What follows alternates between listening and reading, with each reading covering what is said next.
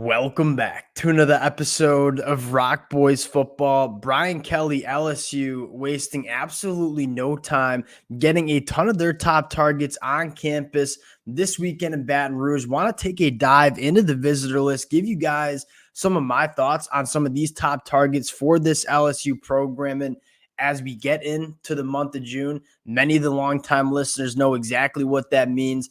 The high school recruiting trail really starting to heat up. We're going to see a lot of commitments over the next 2 months. If y'all do enjoy the content and you enjoy the updates, consider subscribing to the channel. A really special shout out to the LSU fans.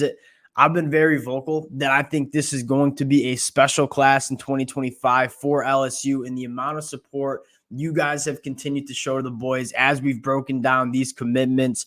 It absolutely means the world. Appreciate you guys. And without further ado, let's get into this one. I want to start in the wide receiver room where, yes, this LSU wide receiver class takes a hit with Dakorien Moore decommitting. I do think LSU is certainly still in it for Dakorien Moore, but let's talk about some other wide receivers that LSU is going after. But you look at LSU and what they have to sell to these wide receivers, not only the pure development that you've seen a guy like Cortez Hankton have with this wide receiver and putting 2 first-round NFL wide receivers out into the draft last year, but you also have Bryce Underwood in this 2025 class. And if you are a wide receiver trying to figure out where you want to go play your college football, you want to look for a couple different things. One, what's the development been looking like at the wide receiver position at LSU? I don't think a program has done it better over the last couple of years.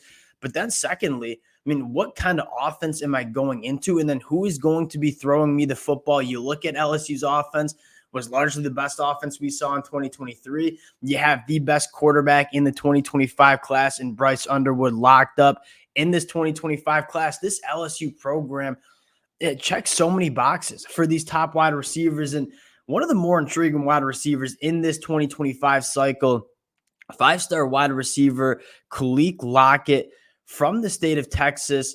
When you dive into Khalil Lockett's film, the thing that stands out to you the most is the frame and what he can do when that football's in the air. You're talking about 6'2", 180 pounds, a 6'7" wingspan. That is longer than a lot of offensive tackles that you see coming out of high school.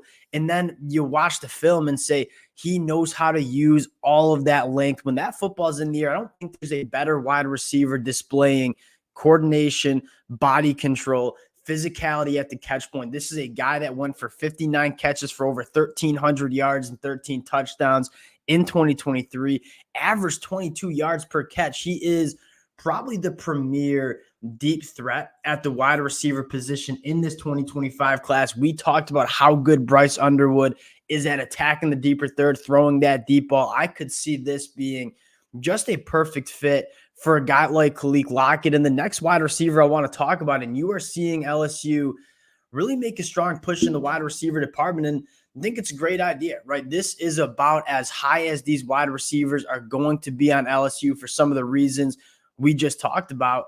Jamie French, probably from a personal standpoint, my favorite wide receiver in this 2025 cycle. And you look at where a guy like Malik Neighbors really thrived in terms of route running, creating separation, and operating after the catch. I mean, Jamie French is that guy. And then you look at where the wide receivers are having that much success in college and NFL. These are the kind of wide receivers that I think translate to the college and NFL level the best. The guys that know how to create separation, know how to operate after the catch. That's Jamie French. He is a smooth operator that knows how to make contested catches when he needs to. Now, does he have the long speed that some other wide receivers have in this 2025 cycle?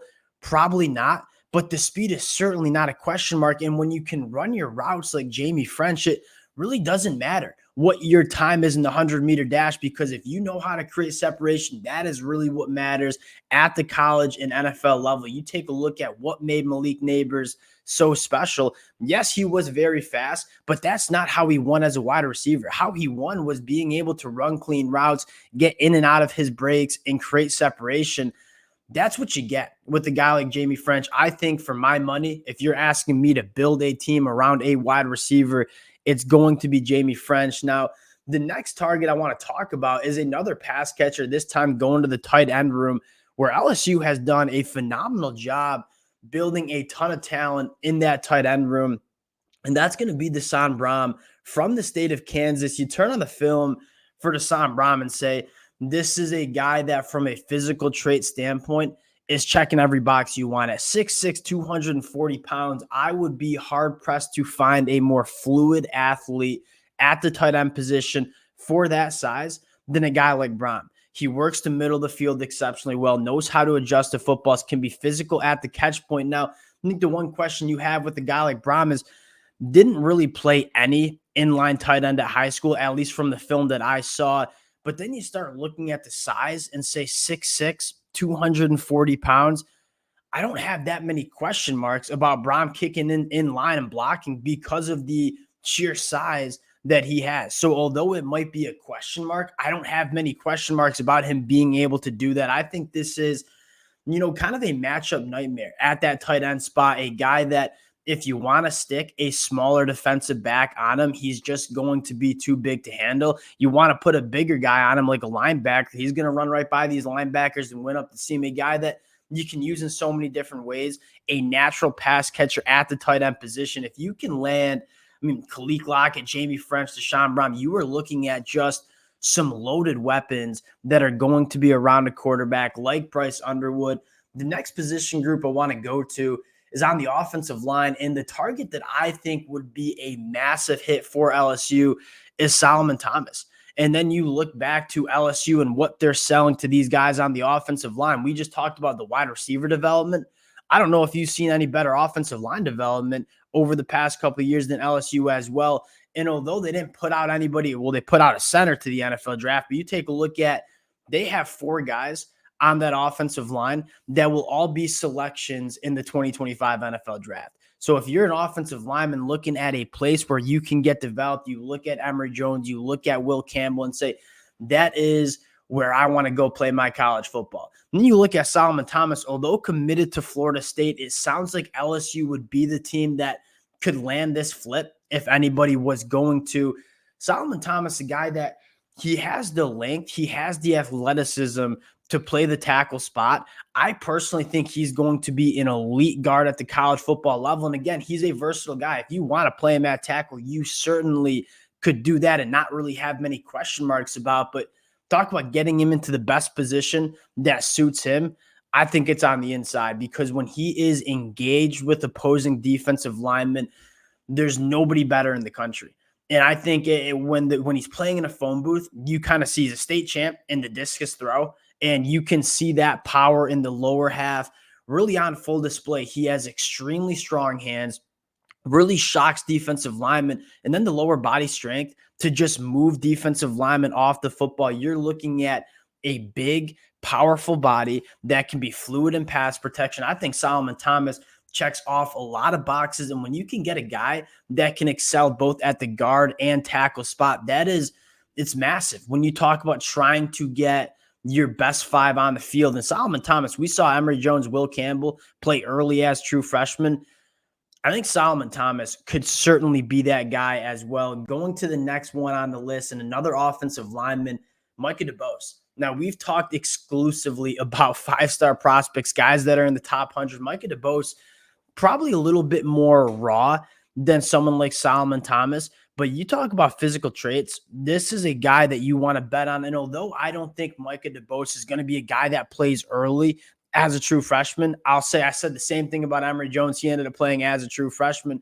Micah Deos's power is something that's on another level. Now, you see him get over his skis at times. You want to see him kind of rein that in a little bit.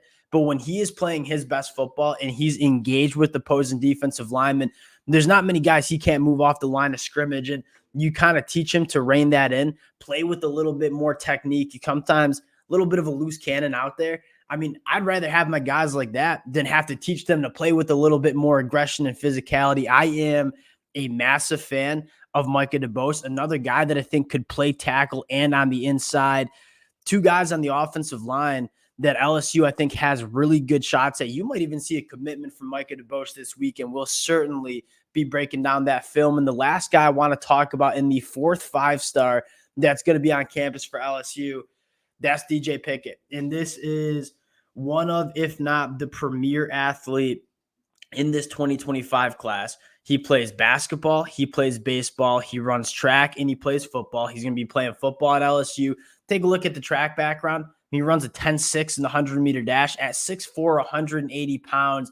This is a big, long athlete that has exceptional long speed. I love him most at that safety position because I think he can cover just so much ground. But he's a guy that if you want to play him at cornerback, let him put hands with all that length that he has on opposing wide receivers. He certainly can do that. Exceptionally fluid for that size.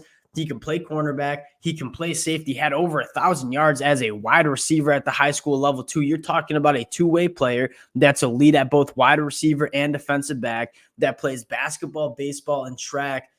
Tell me a player that has the athletic profile that DJ Pickett has. And I think for a long time it was kind of assumed to be a layup for the Miami Hurricanes. I think a lot of people are saying LSU is probably the leader in the clubhouse for a guy like DJ Pickett. This is going to be an extremely competitive recruitment, but I think LSU's put themselves in a very good spot for a guy like DJ Pickett. Really excited about this LSU visitor list. We didn't even talk about a few guys that I am really excited about as well. We'll continue to update you guys. If we get any commitments coming out of the weekend, we'll certainly be breaking it down. Appreciate you guys rocking with the fellas. Again, if y'all do enjoy the content, consider subscribing to the channel. Appreciate you guys, and we'll talk to y'all later. Peace.